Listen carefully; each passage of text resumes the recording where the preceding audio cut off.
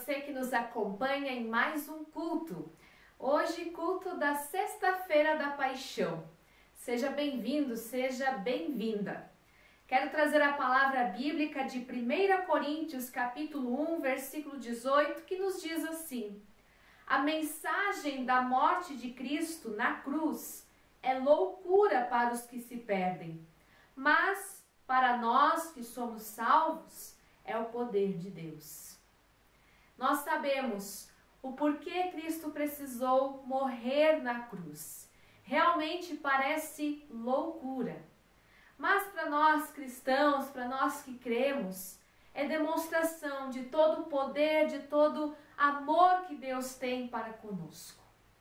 Que assim nós celebremos este dia, lembrando do sacrifício de Jesus Cristo pela humanidade. Te convido para juntos orarmos.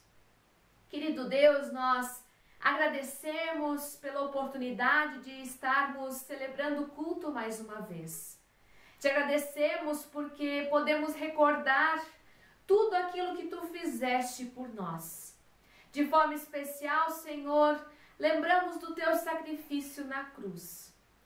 Que neste dia também reflitamos sobre a Tua palavra, sobre o Teu amor por nós. Pedimos perdão, Senhor, pelos nossos pecados. Pedimos perdão pelas vezes que nós nos afastamos de Ti. Perdão, Senhor, quando muitas vezes nós não seguimos a Tua palavra, quando nós não confiamos em Ti. Perdão, Senhor. Que a Tua palavra possa falar aos nossos corações, que ela possa preencher a nossa vida de sentido, de razão, que ela possa de novo, Senhor, alimentar a nossa fé. Tudo isso nós pedimos e também agradecemos, em nome de Teu Filho Jesus Cristo. Amém. Convido você para ouvir um hino e também a história bíblica das crianças.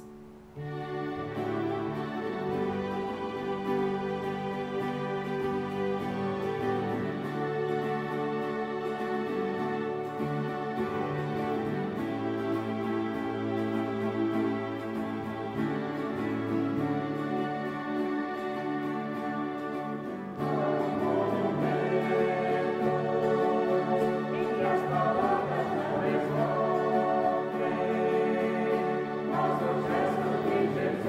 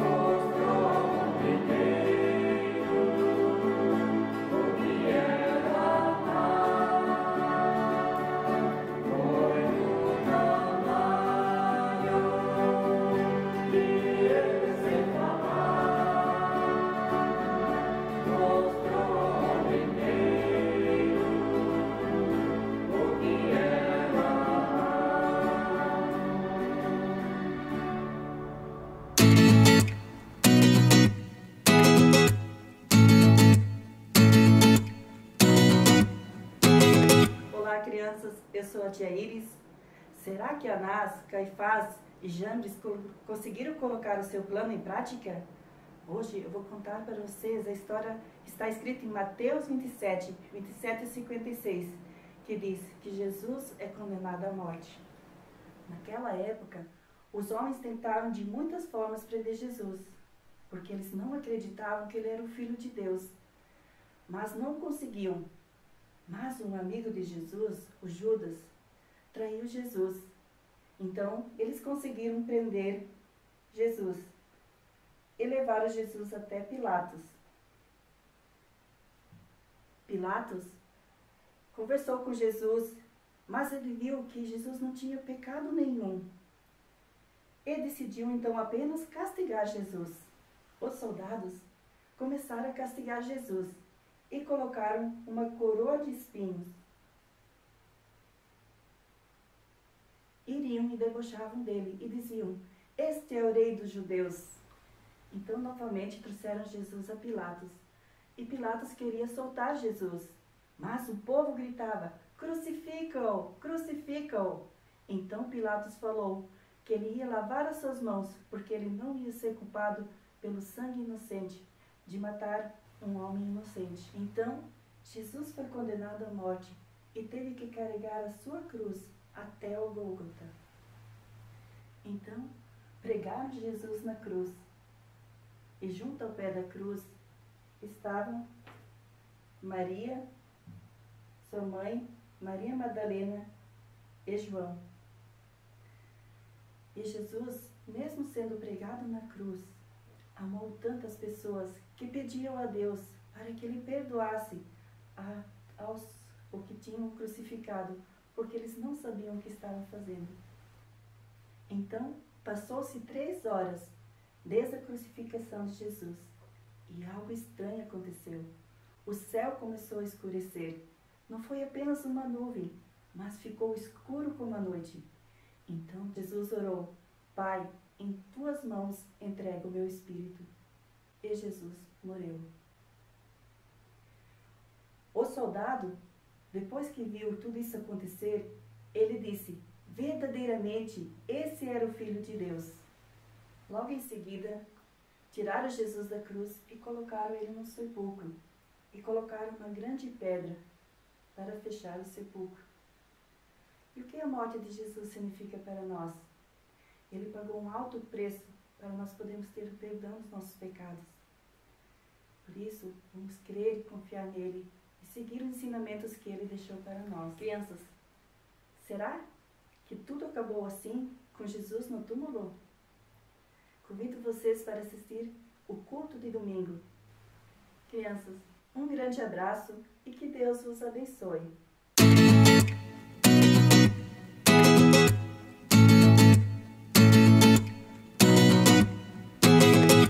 A palavra bíblica de pregação de hoje encontra-se no Salmo 130.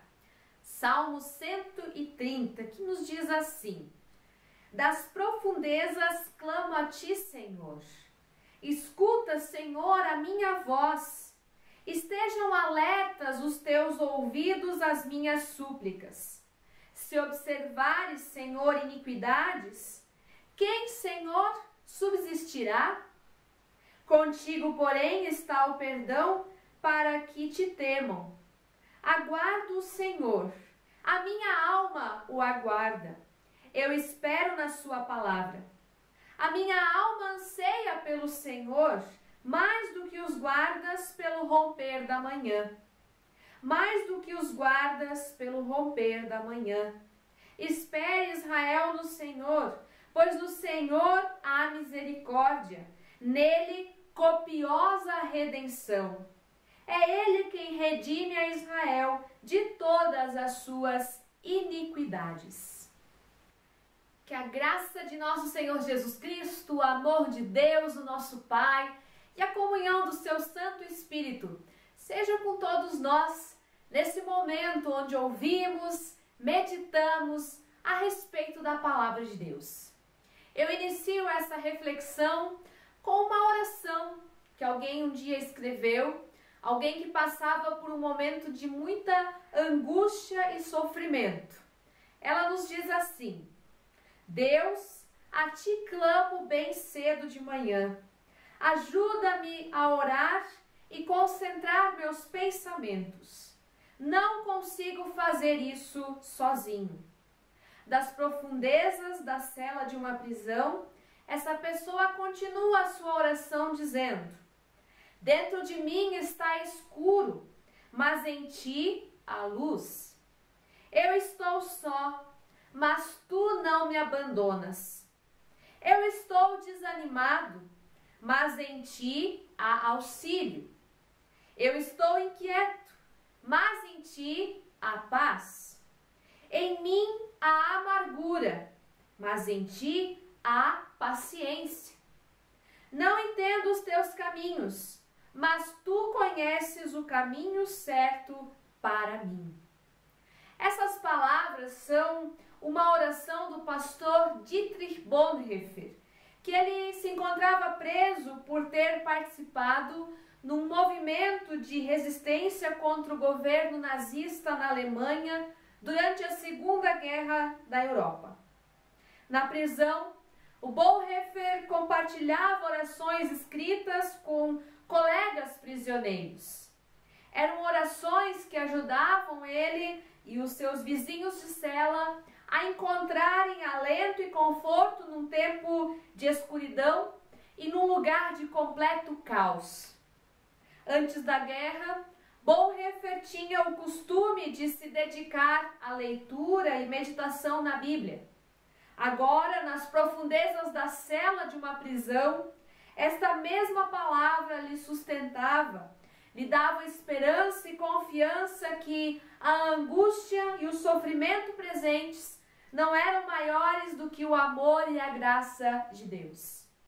A vida de Bonhoeffer nos dá um excelente testemunho e exemplo de como é importante conhecermos as Escrituras e de meditarmos nela. Especialmente conhecer os livros dos Salmos, que são uma coletânea de orações dentro do Antigo Testamento. Antes da guerra, Bonhoeffer publicou inclusive um pequeno livro intitulado Orando com os Salmos, oferecendo nele comentários de alguns salmos e incentivando a comunidade cristã a fazer uso desse belo tesouro que nós temos. De fato, as orações no livro de Salmos muitas vezes colocam na nossa boca as palavras que talvez nos faltam. As orações nos livros dos Salmos nos ajudam a também orar, nos ajudam a falar com Deus e também a escutar a Deus, colocar os nossos sentimentos, os nossos pensamentos diante de Deus. Os salmos representam uma grande variedade de situações, de sentimentos, nos ensinam palavras de louvor, palavras de gratidão, palavras de confiança, ou nos carregando e nos sustentando em momentos de tamanha angústia e sofrimento, como é o caso do Salmo 130, que eu li anteriormente. Das profundezas clamo a ti, escuta, Senhor, a minha voz, esteja alerta os teus ouvidos às minhas súplicas, conforme os versículos 1 e 2 do Salmo 130. A pessoa que escreveu esse salmo, essa oração, não nos diz qual é o motivo da sua angústia, qual é o motivo do seu sofrimento, mas ali está a força e a beleza de todo esse salmo. Porque todos nós, em algum momento da vida, podemos nos identificar com o sofrimento, com esses momentos de escuridão, como que submersos em águas profundas, onde até a respiração é difícil, onde muitas vezes somos sufocados pelas muitas lágrimas que correm no nosso rosto. São circunstâncias em que nos sentimos pessoas frágeis, inseguras em relação ao tempo presente e também com medo do que está por vir, com medo do nosso futuro. Contudo, por mais profundos que estejam a angústia e sofrimento, o salmista reconhece que ali também Deus se faz presente. Escuta, Senhor, a minha voz. Este é o grito de fé, o clamor confiante que Deus não é indiferente ao sofrimento, o nosso sofrimento. E de fato, séculos mais tarde, o apóstolo Paulo tem a ousadia de perguntar e afirmar: quem pode nos separar do amor de Cristo? Serão os sofrimentos, serão as dificuldades, a perseguição, a fome, a pobreza, o perigo ou a morte? Eu tenho a certeza de que nada pode nos separar do amor de Deus, diz o apóstolo Paulo. Ou seja, mesmo na situação mais angustiante, o amor e a graça de Deus se fazem presentes. O salmista sabe disso, também o apóstolo Paulo sabe disso. Não que nós sejamos merecedores dessa graça e amor de Deus. O Salmo 130 também coloca diante de nós uma pergunta e afirmação. Se tu, Senhor, observares as nossas maldades, quem, Senhor, pode escapar? Ou na versão que eu li, quem subsistirá? Mas contigo está o perdão para que sejas temido. Versículos 3 e 4. Esses versículos revelam o mistério, um mistério mais profundo do que angústia e sofrimento humanos.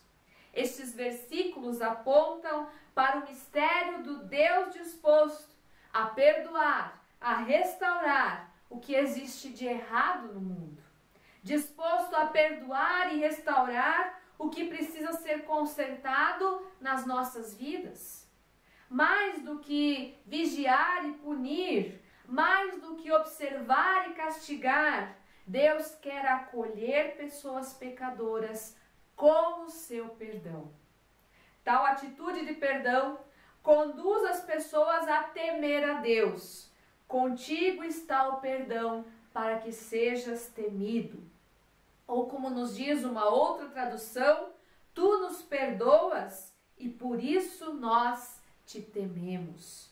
Nessa frase, temer não é usado no sentido negativo, no sentido de ter medo de Deus. É antes respeito, reverência diante de Deus, reconhecimento de que diante de Deus não existe espaço para negociar ou exigir algo de Deus. Deus é Deus e nós somos a sua criação. Mas nós rendemos graça a Deus, somos gratos por tudo aquilo que Ele faz, reverenciamos, glorificamos a esse Deus. E isso é temer a Deus. Dependemos da graça e amor de Deus para nos trazer nova vida e esperança. Em sua bondade, em sua misericórdia, Deus quer caminhar com as pessoas neste mundo marcado pela angústia e sofrimento.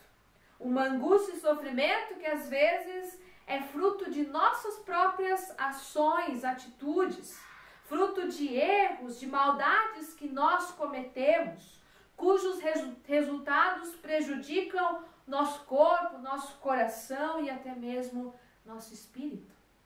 Outras vezes, o sofrimento, a angústia também podem vir de fora, está além do nosso controle, em situações onde nós somos vítimas das ações erradas, atitudes maldosas de outras pessoas. Ainda assim, Deus oferece seu perdão.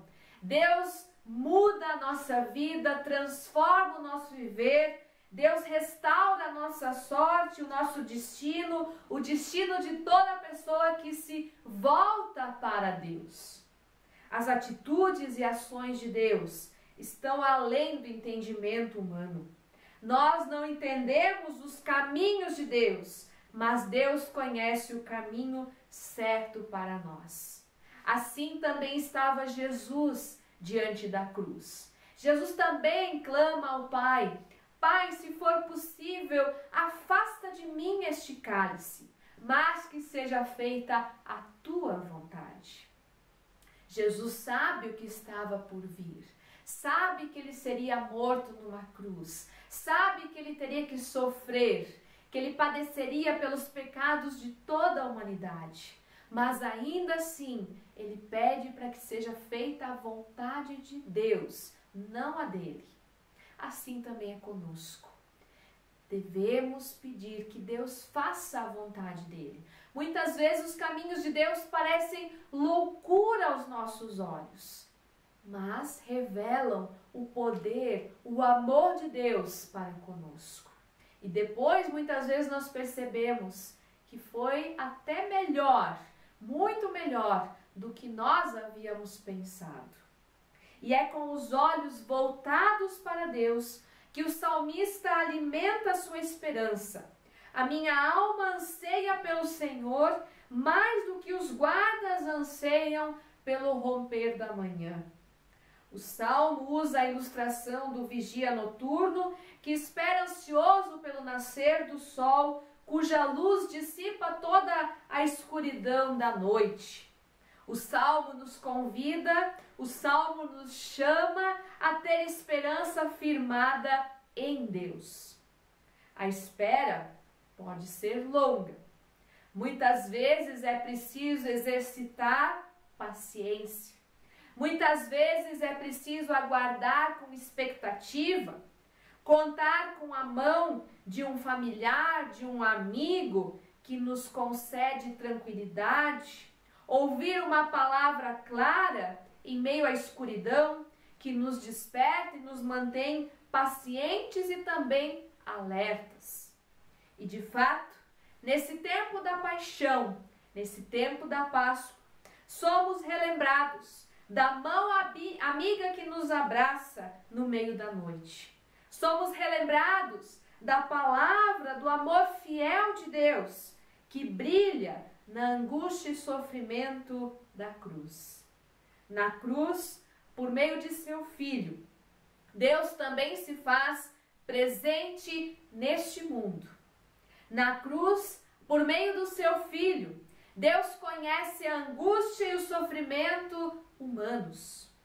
Na cruz, Deus revela o seu perdão e graça, que são maiores do que tudo aquilo que deforma o nosso relacionamento com Deus e também com as pessoas ao nosso redor.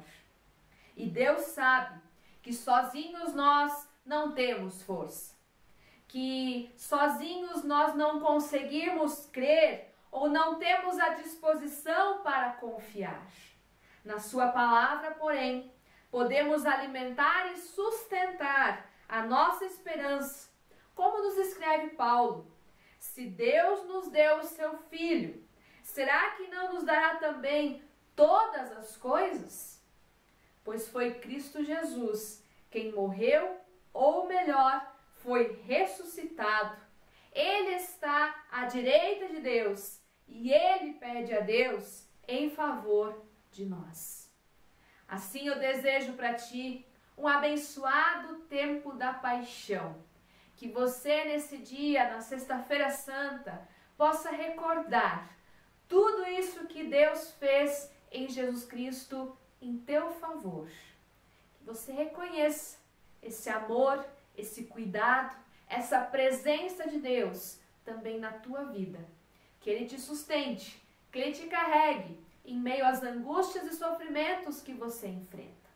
Que você também leve essa palavra de ânimo e de esperança para ti, para tua família, para os teus conhecidos, para um amigo teu. Não deixe de falar desse sacrifício de Cristo, desse amor de Deus em favor de toda a humanidade. Abençoado dia. Amém.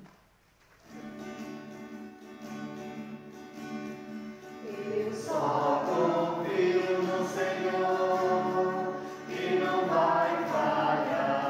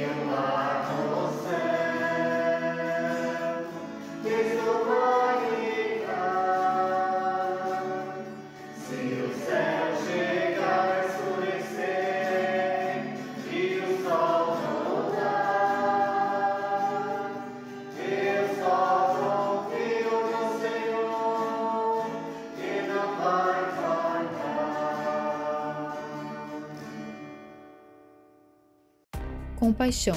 Você já se perguntou o que significa? O nosso amor não deve ser somente de palavras e conversas. Deve ser um amor verdadeiro que se mostra por meio de ações. Primeira Epístola de João, capítulo 3, versículo 18. A ISLB é uma igreja ecumênica que caminha junto com outras igrejas e que está atenta às necessidades do mundo. A próxima oferta será destinada aos fundos de missão no exterior e promoção do ecumenismo. O Fundo de Missão no Exterior leva o nome da diaconisa Doraci Edninger, assassinada em Moçambique em 2004, em função do seu comprometimento diaconal em favor das pessoas mais necessitadas.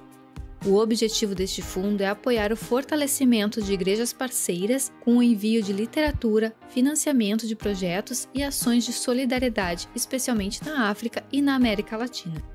Já o Fundo para a Promoção do Ecumenismo busca manter os compromissos da ISLB junto a instituições e conselhos de igrejas, apoiar iniciativas e oportunidades de formação na área do ecumenismo e possibilitar participação de pessoas em encontros, eventos e cursos oferecidos por igrejas parceiras. A compaixão de Deus faz com que todos sejamos irmãos e irmãs, tanto no Brasil quanto em qualquer outra parte do mundo. Acompanhe agora o passo a passo de como doar. Clique no card ou na nuvem de palavras para ofertar. Selecione o fundo para qual deseja destinar sua oferta. Preencha seus dados corretamente e clique em ofertar. Você será redirecionado para a página do PagSeguro para finalizar a oferta. Preencha seus dados corretamente. Escolha o método de pagamento. Preencha seus dados e confirme o pagamento. Pronto, você ofertou. Oferte para os fundos de missão no exterior e promoção do ecumenismo. Convido você para juntos orarmos. Querido e bondoso Deus, nós te rendemos graça por tua palavra. Te rendemos graça por pessoas que usaste na história para transmitir a tua palavra e que ela chegasse até nós hoje. Obrigado, Senhor, porque também hoje nós, de forma especial, podemos recordar de todo o teu sacrifício em favor da humanidade. Nisso estamos incluídos cada um de nós. Ó Deus, que nós possamos lembrar a cada dia que tu nos amas, que tu queres caminhar conosco e nos sustentar em meio às dores e sofrimentos que nós temos. Que diante de ti nós entreguemos tudo o que se passa conosco. Que tu nos aumentes a fé e a esperança e confiança em ti.